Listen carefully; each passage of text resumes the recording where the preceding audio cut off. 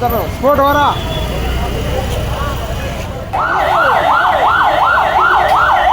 హైదరాబాద్ రాజేంద్రనగర్లోని హైదర్గూడ వద్ద electrical bike షోరూంలో ఒక్కసారిగా షార్ట్ సర్క్యూట్తో మంటలు చెలరేగాయి. 20కి పైగా ఈ బైక్స్ అగ్నికి ఆహుతయ్యాయి. సకాలంలో చేరుకున్న ఫైర్ సిబ్బంది దట్టమైన పొగ, భారీగా ఎగిసిపడిన మంటలను అదుపులోకి తెచ్చారు.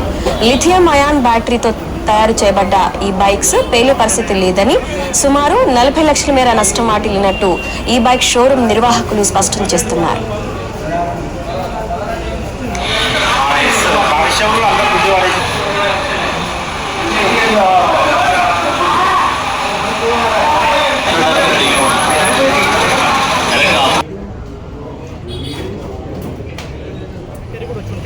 ఇవన్నీ లిథియం బ్యాటరీస్ అండి. ఇది యాసిడ్ బ్యాటరీస్ కాదు, only lithium batteries. Lithium batteries ఉండడంతో కంపెనీ మేము తీసుకున్నాము. ఇది మార్కెట్లో మంచి బ్రాండ్ ఉందని చెప్పి ఈ కంపెనీ మేము తీసుకున్నాం.